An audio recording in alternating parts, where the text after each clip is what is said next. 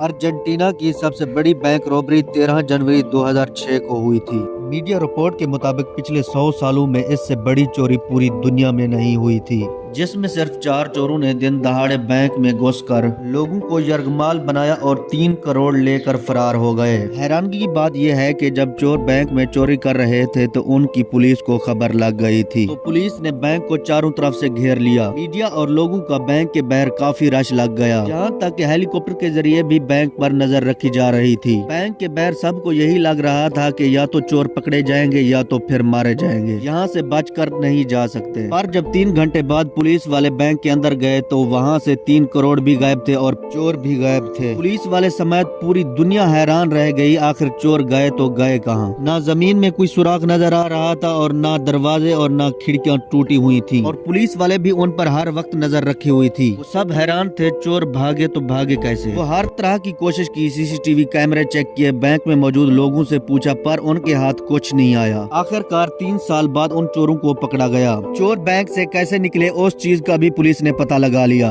पूरे bank robbery का mastermind था फर्नांडो अर्जो। इन्होंने 4 महीने पहले 3 अपने दोस्तों के साथ बैंक लूटने का प्लान बनाया। उन्हें कैसे बैंक के अंदर जाना है, कितना सिक्योरिटी होती है, पैसे कहाँ रखे होते हैं और कैसे बैंक से बाहर निकलना है। उन चारों ने पूरा प्लान बनाने के बाद 13 जनवरी 2006 को बैंक लूटने के लिए बैंक में घुस गए। सबसे पहले उन्होंने बैंक के अंदर असला दिखाकर स्टाफ और सिक्योरिटी को यरगमाल बनाया। उसके बाद उन्होंने बैंक में मौजूद सोना, चांदी, पैसे और जो भी कीमती अशिया थी वो उसे लूटना शुरू कर दिया। तकरीबन 1 घंटे में उन्होंने पूरा बैंक साफ कर लिया और अब उन्हें किसी तरह बैंक से भागना था। और इसी बीच किसी ने पुलिस को इतला दी और पुलिस ने बैंक को चारों तरफ से घेर लिया। पुलिस ने लाउड स्पीकर में ऐलान किया, बैंक में मौजूद जो भी लोग हैं उनको बाहर आने दो, आपकी जो भी डिमांड है हम पूरी करेंगे। पुलिस का ऐलान सुनने के बाद डाकू ने अपना प्लान शुरू कर दिया। उन्होंने बैंक स्टाफ और सिक्योरिटी गार्ड को बैंक से बाहर जाने दिया, पर अभी भी उन्होंने 50 के करीब लोगों को कैद करके रखा था। और इसी तरह तकरीबन 2 घंटे पुलिस और चोरों के दरमियान बात चलती रही। और इसी तरह बैंक के बाहर भी अवाम और मीडिया का काफी रश लग गया था। शाम 8 बजे चोरों का पुलिस वालों के पास एक मैसेज आया